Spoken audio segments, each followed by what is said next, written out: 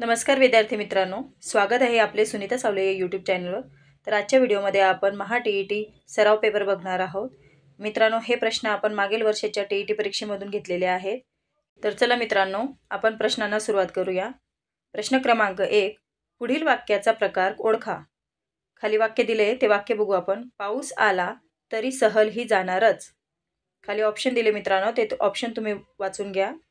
तर या प्रश्नाचे योग्य उत्तर आहे पर्याय क्रमांक 2, संकेतार्थ। प्रश्न क्रमांक 2, पुढीलपैकी समाहार द्वंद्व समासाचे उदाहरण कोणते आहे? तर खाली ऑप्शन दिले आहेत मित्रांनो। तर या प्रश्नाचे योग्य उत्तर आहे पर्याय क्रमांक 3, मीठ भाकर हे द्वंद्व समासाचे उदाहरण आहे। प्रश्न क्रमांक 3, समुद्राची खोली मोजण्यासाठी खालीलपैकी कोणते तंत्रज्ञान वापरतात? तर खाली ऑप्शन दिलेले आहेत मित्रांनो, ते तुम्ही वाचून घ्या। तर या प्रश्नाचे योग्य उत्तर आहे पर्याय क्रमांक 2, सोनार तंत्रज्ञान। समुद्राची खोली मोजण्यासाठी सोनार तंत्रज्ञानाचा वापर केला जातो। प्रश्न क्रमांक 4, मराठी नवकाव्याचे प्रणेते म्हणून खालीलपैकी कोणाला ओळखले जाते? तर खाली ऑप्शन दिलेले मित्रांनो। तर मराठी नवकाव्याचे प्रणेते म्हणून ऑप्शन क्रमांक 1, बासी मर्ढेकर यांना ओळखले जाते। प्रश्न क्रमांक 5, खालीलपैकी मानसशास्त्राची कोणत्या मानसशास्त्रज्ञाची व्याख्या चुकीची दिली आहे? तर खाली काही मानसशास्त्रज्ञ दिलेले आहे आणि त्यांची व्याख्या दिलेली मित्रांनो। यापैकी आपल्याला कोणती व्याख्या ही चुकीची आहे ते ओळखायचं आहे। ऑप्शन क्रमांक 1, ॲरिस्टॉटल, आत्म्याचे शास्त्र म्हणजेच मानसशास्त्र होय, ही ॲरिस्टॉटल यांची व्याख्या आहे। तर ही व्याख्या बरोबर आहे।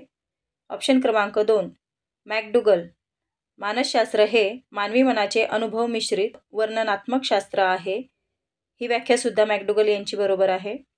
ऑप्शन क्रमांक 3, सिग्मंड फ्राईड, तर अबोधावस्थेतील अनुभवांचे शास्त्र म्हणजेच मानसशास्त्र होय, ही सिग्मंड फ्राईड यांची व्याख्या सुद्धा बरोबर आहे।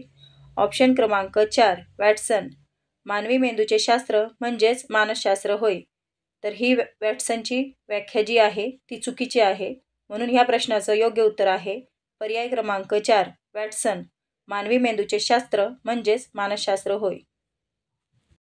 प्रश्न क्रमांक 6, ताळा, अनारसा, किडूक, मिडूक, शिकेकाई हे शब्द खालीलपैकी कोणत्या भाषेतून मराठीत आलेले आहेत? तर खाली ऑप्शन दिलेले आहेत मित्रांनो, ते ऑप्शन तुम्ही बघून घ्या। तर या प्रश्नाचे योग्य उत्तर आहे पर्याय क्रमांक 2, तेलुगू। प्रश्न क्रमांक 7, खालीलपैकी कोणत्या स्मरण प्रकाराची चुकीची माहिती दिली आहे? तर खाली काही स्मरणाचे प्रकार दिलेले आहेत, त्यात कोणती माहिती चुकीची दिली आहे ते आपल्याला ओळखायचे मित्रांनो ऑप्शनमधून। तर आपण ऑप्शन बघू। ऑप्शन क्रमांक 1, निरशीय स्मरणात विशेष प्रयत्न न करता आठवते। ऑप्शन क्रमांक 2, सक्रिय स्मरणात प्रयत्नपूर्वक आठवले जाते। ऑप्शन क्रमांक 3, यांत्रिक स्मरणात पाठांतर करून लक्षात ठेवले जाते। ऑप्शन क्रमांक 4, अल्पकालीन स्मरणात अधिक काळ लक्षात ठेवले जाते। तर या प्रश्नाचे योग्य उत्तर आहे मित्रांनो पर्याय क्रमांक 4, अल्पकालीन स्मरणात अधिक काळ लक्षात ठेवले जाते। प्रश्न क्रमांक 8, उच्च न्यायालयातील न्यायाधीशांची नियुक्ती कोण करतात? तर खाली ऑप्शन दिले मित्रांनो, ते ऑप्शन तुम्ही वाचून घ्या। या प्रश्नाचे योग्य उत्तर आहे पर्याय क्रमांक 3, राष्ट्रपती। राष्ट्रपती हे उच्च न्यायालयातील न्यायाधीशांची नियुक्ती करतात। प्रश्न क्रमांक 9, खालीलपैकी कोणते विधान चुकीचे आहे? तर आपल्याला खाली काही विधाने दिली मित्रांनो, ते विधाने आपण बघू। ऑप्शन क्रमांक 1, शिवाजी महाराजांनी मुरुंबदेवाच्या किल्ल्याची डागडुजी करून त्याला राजगड हे नाव दिले, तर हे विधान बरोबर आहे। पर्याय क्रमांक 2, राजगड ही स्वराज्याची पहिली राजधानी होती, हे पण विधान बरोबर आहे। पर्याय क्रमांक 3, शिवाजी महाराजांनी जावळीच्या खोऱ्यात प्रतापगड हा किल्ला बांधला, तर हे विधान सुद्धा बरोबर आहे। तर या प्रश्नाचं योग्य उत्तर आहे पर्याय क्रमांक 4, शिवाजी महाराज व जयसिंग यांच्यात 1660 मध्ये पुरंदरचा तह झाला, तर हे विधान दिलेले जे आहे तर ते विधान चुकीचे आहेत। प्रश्न क्रमांक 10, आधीच मरकट त्यात मद्य प्यालेला या म्हणीला समान अर्थ सांगणारी म्हण ओळखा। तर खाली ऑप्शन दिलेले मित्रांनो, त्या ऑप्शनमध्ये आपल्याला काही म्हणी दिलेल्या आहेत, तर या म्हणीचा योग्य पर्याय आपल्याला निवडायचा आहे। तर या प्रश्नाचे योग्य उत्तर आहे पर्याय क्रमांक 1, आधीच तारे त्यात शिरले वारे. प्रश्न क्रमांक 11. मानसिक संघर्षाच्या 3 प्रकारांची मांडणी खालीलपैकी कोणी केली आहे? तर खाली काही ऑप्शन दिलेले आहे मित्रांनो, ते ऑप्शन तुम्ही वाचून घ्या. या प्रश्नाचं योग्य उत्तर आहे पर्याय क्रमांक 2, कर्ट लेव्हिन. तर कर्ट लेव्हिन यांनी मानसिक संघर्षाच्या 3 प्रकारांची मांडणी केलेली आहे. प्रश्न क्रमांक 12. प्रतिभाशाली बालकाच्या शिक्षणात खालीलपैकी कोणत्या बाबीचा समावेश नसावा? तर खाली आपल्याला पर्याय दिलेले आहे मित्रांनो, आपण पर्याय बघू. पर्याय क्रमांक 1, ग्रंथालयात स्वयं अध्ययनाची व संदर्भ कक्षाची सुविधा उपलब्ध करून देणे. पर्याय क्रमांक 2, सामाजिक समस्या सोडवण्यासाठी पुढाकार घेण्यास प्रेरित करणे. पर्याय क्रमांक 3, सर्वसामान्य विद्यार्थ्यांबरोबर ठराविक शिक्षणक्रम शिकण्यास सांगणे.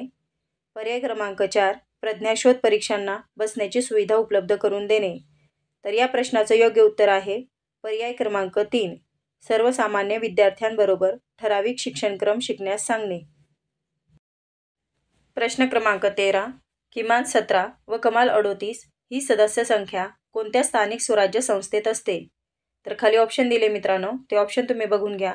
तर या प्रश्नाचं योग्य उत्तर आहे पर्याय क्रमांक 4, नगर परिषद. प्रश्न क्रमांक 14. महाराष्ट्रातील सातपुडा पर्वतीय प्रदेशात आढळणाऱ्या प्रमुख आदिवासी जमाती खालील पर्यायापैकी कोणत्या? तर खाली ह्या काही जमाती दिलेल्या आहेत मित्रांनो ऑप्शनमध्ये, तर ते ऑप्शन तुम्ही बघून घ्या. तर या प्रश्नाचं योग्य उत्तर आहे पर्याय क्रमांक 2, भिल्ल कोरकू. प्रश्न क्रमांक 15. खाली दिलेल्या समतोल व्यक्तिमत्वाच्या लक्षणांमध्ये कोणते लक्षण अयोग्य आहे?